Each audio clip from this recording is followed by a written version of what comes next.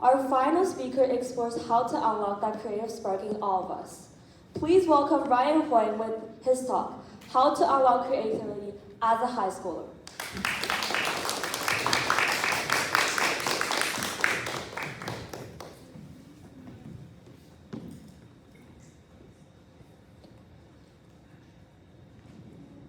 I want to start by telling you a story.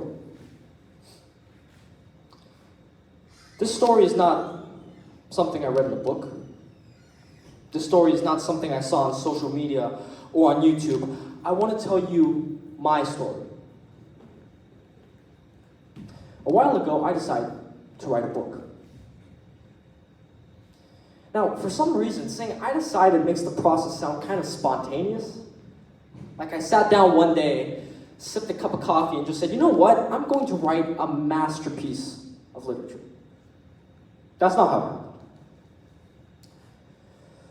This story idea had been living in my head for a couple months now. Entire plot scenes would crash into my head while I was walking down the road. Entire scenes would play out in front of my eyes like movie trailers. I really wanted to write this story. And yet I didn't write a single word. Why? Well, whenever I opened up my laptop, opened up a blank Google Doc, a voice in me spoke. It told me, you're not a real author. You'll start and then give up, like always. You'll be laughed at. This idea just isn't good enough. So I didn't write. I made excuse after excuse for myself. I said, you know what? I'm right. This idea isn't good enough. Or I'm too busy. Or I'll just do it later. I procrastinated. And then one day, the idea just became too much. It was burning a hole in my brain. And I just thought, you know what? What if I just start? So I opened up my laptop. Blank document, cursor blinking. I wrote one clumsy, awful paragraph. Then I wrote another. Then I wrote another. That night, I didn't finish a book, but I started one. And you know what? That was everything. Now, I'm not telling you the story because I want to try to convince you that I'm some kind of creative genius. I want to tell you the story because I want to convince you that I'm not. I'm just like you. A high schooler, a student, a teenager, a person trying to make sense of the world and maybe leave a little mark on it with my creativity. I'm a member of the youth. And the youth are some of the most creative people on this planet. Unfortunately, most of us never really tap into the full potential of our creativity. Why? Well, that's what I'm here today to explore. And more importantly, how do we as high schoolers unlock our creativity? Let's start off with the problems. The strange paradox of creativity in youth is that it's scientifically proven that most children are more creative than adults. But following this logic, the youth should be at the peak of creative jobs, right? Being a writer, being a musician, being an artist, but we're not. Because when it comes to creating something real, we freeze up. We freeze up when it comes to creating something real. Why? Well, there are three main problems that hold us back. Number one, we're afraid of failure. And I mean deathly, deeply afraid of failure. Listen, I completely understand that. Because that is a perfectly human emotion to feel. Most of us have grown up in societies where failure means losing marks. red X's on tests, awkward silences in class when we speak up and get the wrong answer. And worst of all, someone looking at you dead in the eyes and telling you that you're not good enough. That's what we're afraid of. But I'm here to tell you today that unfortunately, like it or no, creativity needs failure. You can't skip it. You can't avoid it. Failure is not shameful. It's a sign that we're learning. Every good idea starts with a bad one. Every musician makes songs that will never see the light of day. Every coder makes bugs. If we keep thinking about failure as something to hide, we'll never give ourselves permission to grow. The second problem, we think we're too young. Now, you've heard this a million times before. You won't understand now. I'll tell you when you're older, or wait until you're an adult, or just focus on school for now. Raise your hand if you've heard that before. That's about right. Yeah. You know, as youth, there's this unspoken rule that there's this invisible age line we have to cross before we do anything that matters. And this kind of thinking makes us start to doubt ourselves. This kind of thinking makes us feel that we're too young, so we need permission.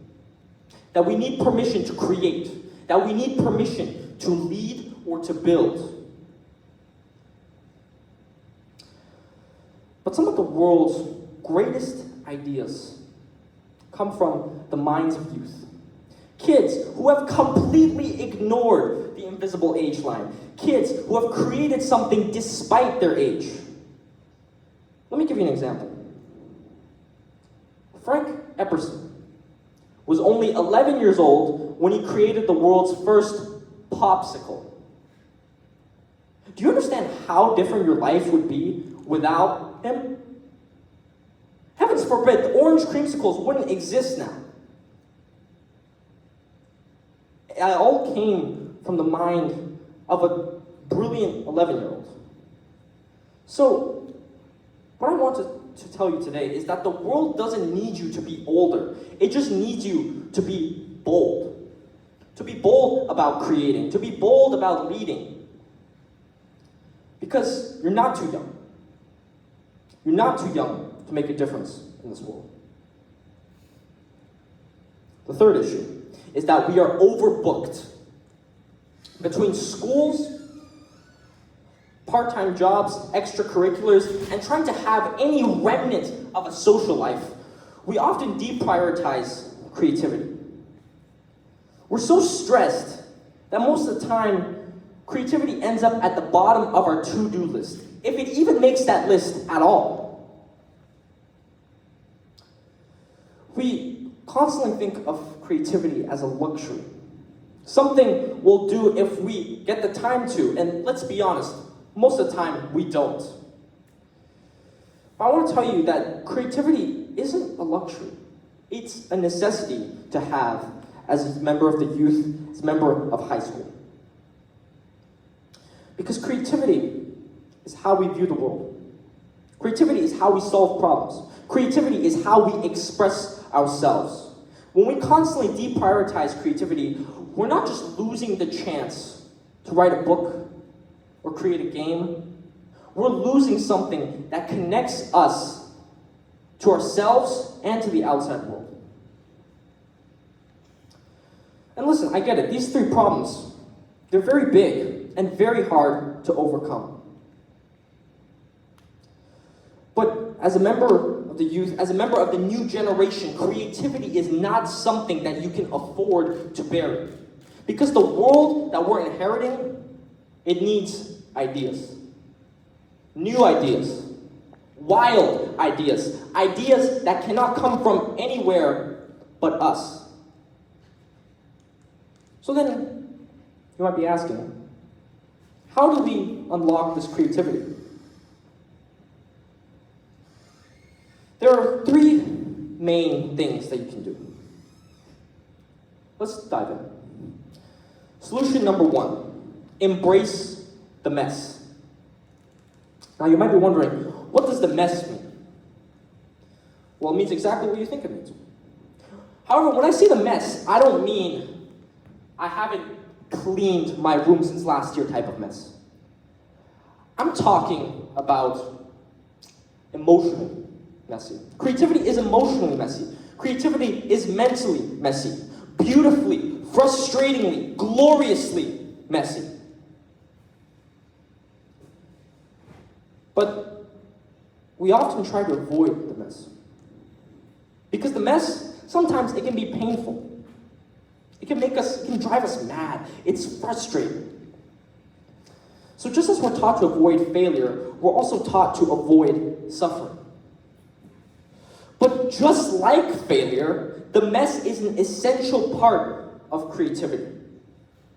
They're both so deeply ingrained in the process of creating something that you can't skip the mess.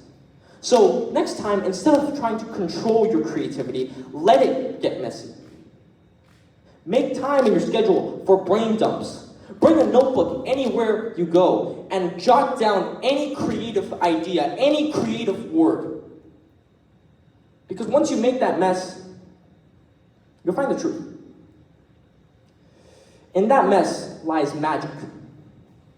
That magic is the magic of creativity and imagination. Second solution. Steal from everyday life. Creativity, a common misconception about creativity is that it's a bolt of lightning that strikes you in the head. You know, I used to believe in that. I thought I'd be walking to school one day, and then an idea would just smack into my head holding a sign that says, "Congratulations, you're now creative." That's not how that worked. That's usually not how it works. Because creativity doesn't come from some mystical inner well. Creativity comes from inspiration. Creativity comes from curiosity. Creativity comes from connecting with the outside world. Creativity comes from looking at something and just asking one more weird, wacky question. Ask yourself, how come? Ask yourself, why?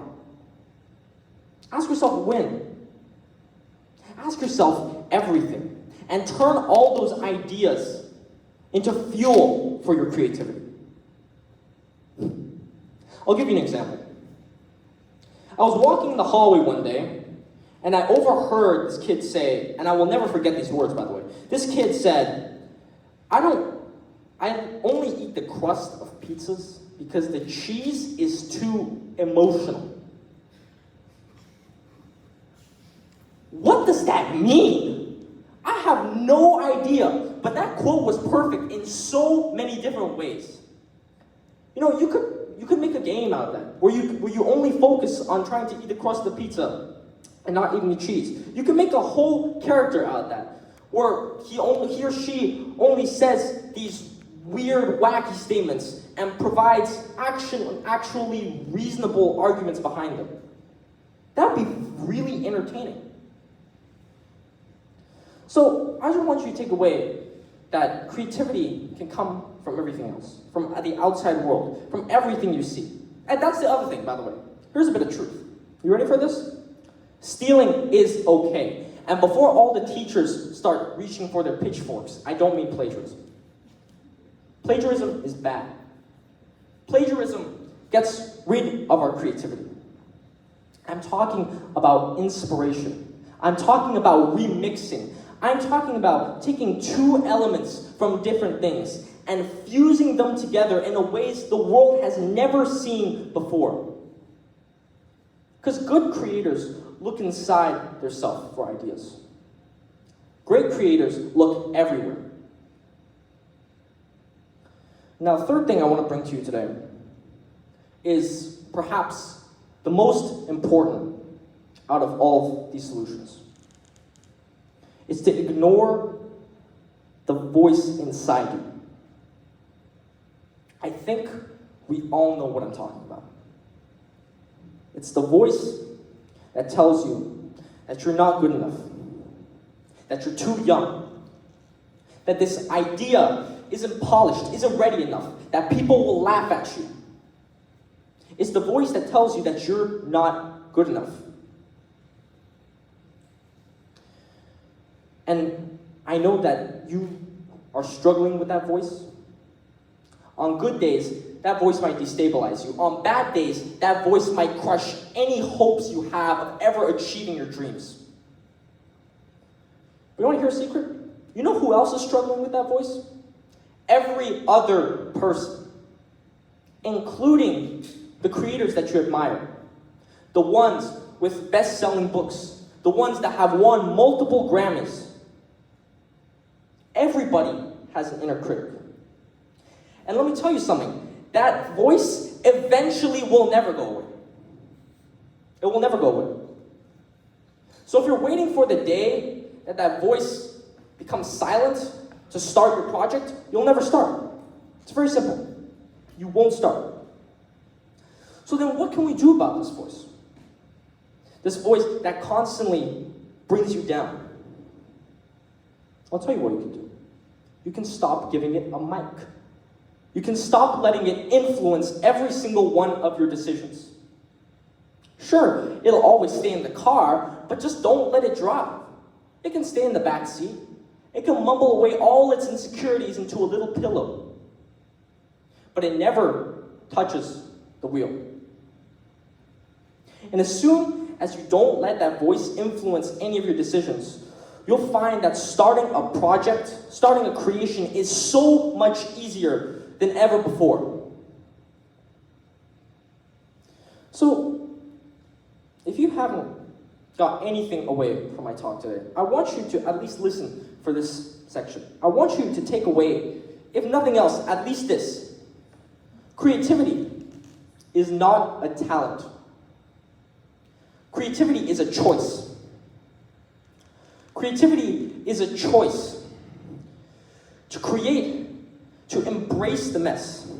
Creativity is a choice to observe everything around you as intuitively as you can. Creativity is a choice to never listen to that voice inside you that tells you that you are not enough, that you will never be enough.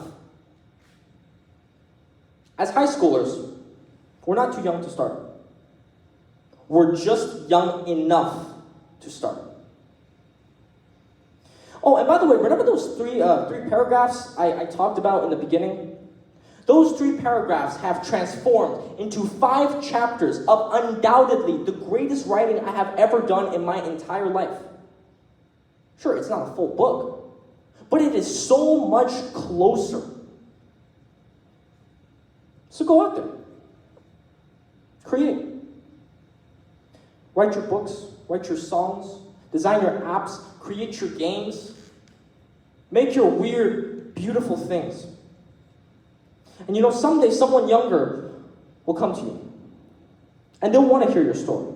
And they'll want to hear about what you've created. And I want you to tell them what I've told you today and help them realize that they too are not too young to create. We're high schoolers. We're not too young. We're just at the beginning of our story. And that's the perfect place to start. Thank you so much for having me.